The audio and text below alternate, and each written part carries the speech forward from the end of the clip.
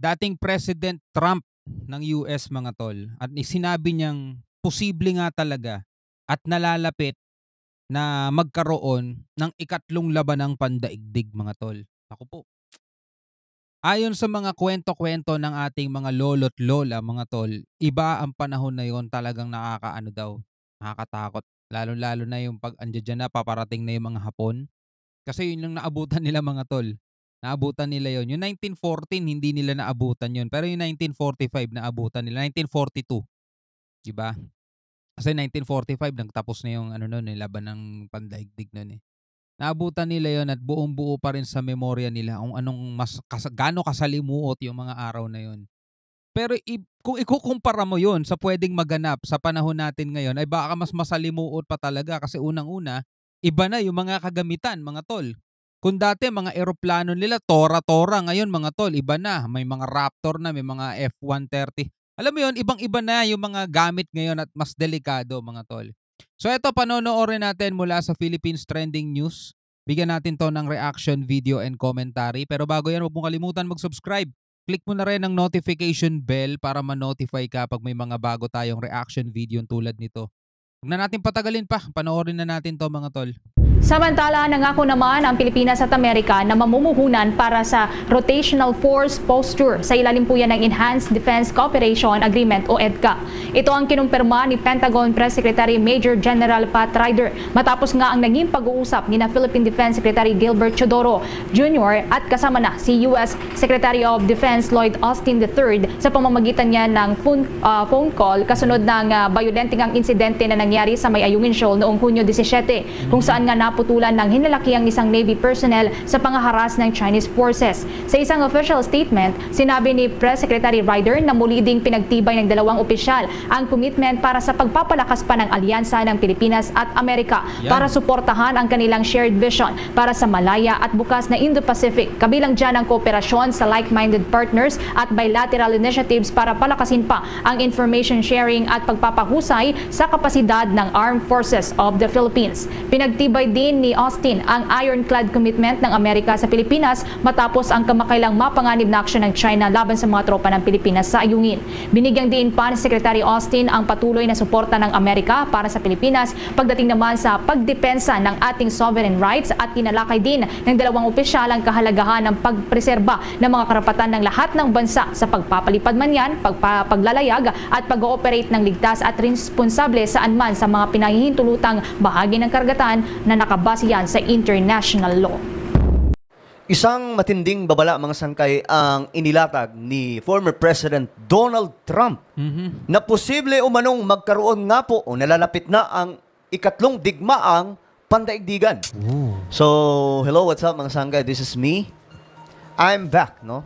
At ito pag-usapan po natin itong matinding usapin patungkol po sa ikatlong digmaang pandaigdigan.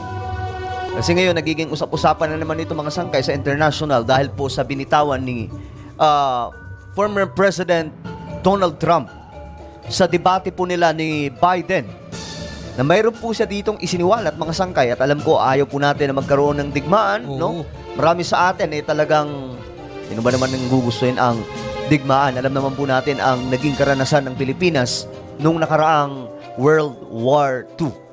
Tulad nga nung sinabi ko kanina mga tol, kung gano'n na naranasan ng Pilipinas noong mga panahon na yon, ano pa kaya ngayon mga tol? Diba? Ano pa kaya ngayon? Pero mo, kumpara mo yung pera noon sa pera ngayon. Diba?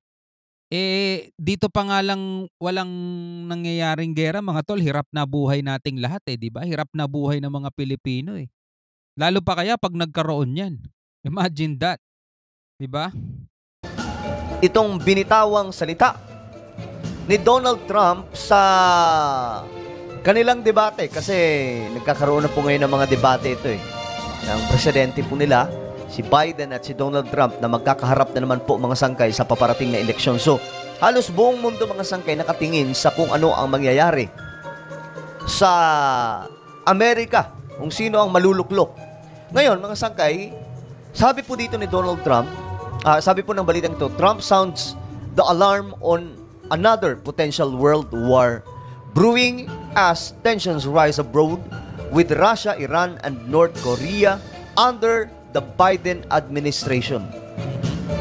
So, sa administrasyon po ni Biden, mga sangkay, naglabas po ng pagkaalarma itong si Donald Trump. I don't care kung it's a propaganda, mga sangkay, or totoo. Pero kung titingnan niyo po yung nangyayari ngayon, mukhang totoo din, mga sangkay, di ba? Yung conflict ng Israel, Philippines, Taiwan, North Korea and South Korea, mga sangkay, lumalala po yung mga tensyon na yan. And andyan pa yung Europe, Russia, di ba? So, ang dami pong may potential sa digmaan, mga sangkay. So, ito po yung tinutukoy ni Donald Trump. No, hindi na po niya nabanggit dito yung iba, pero napakarami po, mga sangkay, ngayon ang nasa sigalot, mga kakampi po ng Amerika. Siguro kung si Trump ang si Trump ang presidente, for example, hindi sinugod ng Russia ang Ukraine, baka hindi siya makialam. Ganon. O kaya pag nilusob ng yung nangyari dito sa Israel, 'di ba? At saka sa Palestine, hindi rin siya makikialam, 'di ba? At etong nangyayari ngayon sa Taiwan saka sa China, hindi rin siya mangingialam, mga tol, siguro. Kasi ito si Trump, mga tol, negosyante 'to eh. Mahusay na negosyante 'to eh, 'di ba? Eto si Biden, kung nakikita ninyo, yung Amerika pumapasok sa lahat ng mga sigalot. Di naman sila ang nagsisimula, mga tol, oh. Pero pumapasok sila. Halimbawa na lang dito, nagbigay sila ng tulong sa Ukraine, bigay sila ng tulong sa Israel, di ba?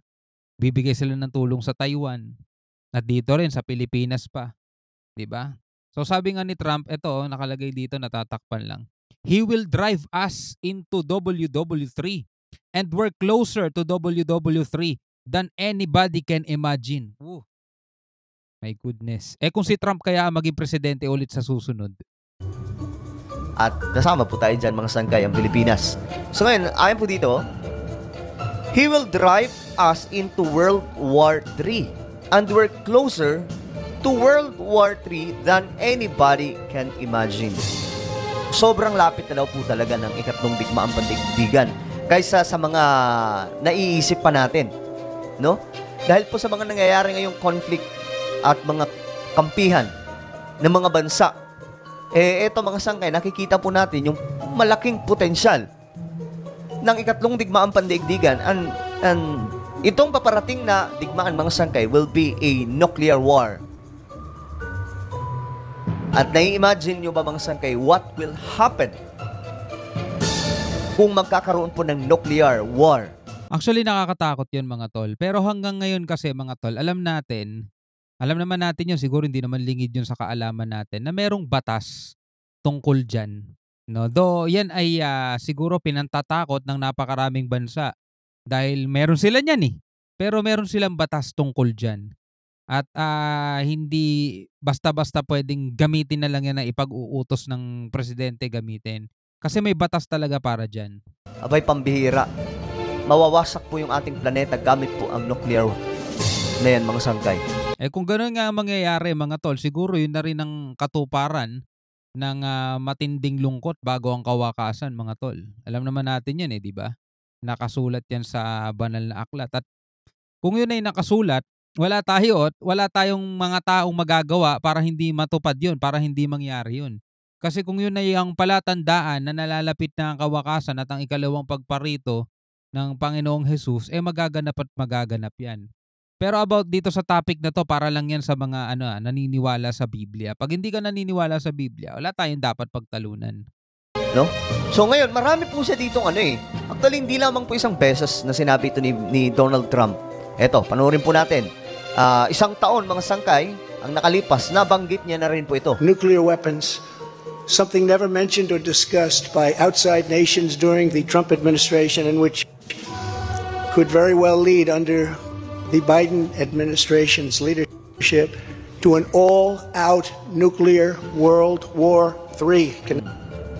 You see, mga sangkay, so I don't think na lang to, parang pampolitika. This is something real na sinasabi po ni Donald Trump na may naaamoy siya na ikatlong digmaan pandaigdigan under po sa leadership ni Biden. Kasi marami sa mga bansa ngayon nakaangkla po sa US So kung ang Amerika magkakaroon po ng threat or papasok po sa isang malaking sigalot, halimbawa na lamang po ang Pilipinas at China, mga sangkay, Pag pinindot po ng Pilipinas, pag in-invoke na po ang tinatawag na Mutual Defense Treaty, ayon po sa napag-usapan dyan mga sangkay na napirmahan, kung magkakaroon po ng armed attack ang both countries, US and Philippines, both countries, mga sangkay, magtutulungan pagdating po sa physical soldiers. Ibig sabihin, aktual na pupunta yung mga sundalo. Hindi po kagaya ng ginagawa ng US sa Ukraine na nagpapadala lamang po ng mga armas at kung ano-ano pa, mga sangkay, mga pinansyal. So dito, talagang aktual na pupunta ang US kung sakaling iaano na ni BBM, ia-announce na itong Mutual Defense Treaty. So kapag nangyari itong mga sangkay, mas malaking problema. Pwede tayong pumunta sa tinatawag na gera sa karagatan dyan sa West Philippine Sea. Dahan-dahan hanggang sa magkakaroon na ng mga kampiyan at ang kakampi po dyan ng Amerika at Pilipinas ng mga malalaking bansa dito sa Asia, India at Japan. Kasama po ang South Korea. So imagine ano mangyayari nun mga sangkay. Marami pa. Ano ang magiging Marami pang mga bansa, hindi lang yun mga yun. tawag nun? Ikatlong digmaan pandaigdigan. Diba? O kasi pang buong mundo eh. Kampihan talaga yun pag nangyari mga tol. Siyempre yung mga pare-parehong mga like-minded countries nga kung tawagin nila, di ba? Can happen. We're not very far away from it, believe it or not. Wala na, hindi na daw po tayo nalalayo, mga sangkay sa event na yan. Maniwala ka man o hindi. Totoo naman din. Kasi nga sabi, di ba, tayo yung mga nasa mga wakas na mga araw, di ba? Bago ang itinakda. Hindi natin alam kung kailan mga tol. Pwedeng this year, next 5 years, pwedeng next decade. Walang nakakaalam mga tol. Pero isa lang ang natitiyak natin, mangyayari yon sa ayaw at sa gusto natin. An economy that Pero sana hindi mangyari mga tol, no? 'Di ba? Sana hindi mangyari. Sa nakasulat sa Bible mga tol, na bago dumating ang wakas, magkakaroon ng lindol, tagutom, kahirapan, bansa laban sa bansa. 'Di ba? Lalaganap ang mga bulaang propeta. Pero bago mangyari ang wakas mga tol, ay ipapangaral ang mga salita ng Panginoong Diyos at magiging patotoo sa lahat, no? At pagkatapos noon ay darating na ang wakas. So, nakikita naman natin mga tol na lahat ng mga palatandaan sa Bible nangyari na. Hindi natin alam kung ito'y mangyayari ang ikatlo, pero kung sakasakali man mga tol, baka yun na rin ang wakas, no? Hindi natin alam kung kailan yan mga tol, pero imbis na matakot ka, lalong-lalo na kung alam mo naman na ikaw ay isa sa mga mapalad, di ka dapat matakot, kundi dapat ikaw ay magalak, di ba? Kasi sa wakas, darating na ang iyong kaligtasan. Anyway, bilang isang Pilipino, ano ang masasabi mo dito sa mga sinabi ni Trump? Sa tingin mo ba ay nalalapit na talaga mga tol ang ikatlong labanang pandaigdig? Comment ka naman dyan sa ibaba. Hanggang sa muli mga tol, ako nga pala si Shobal T. Peace out.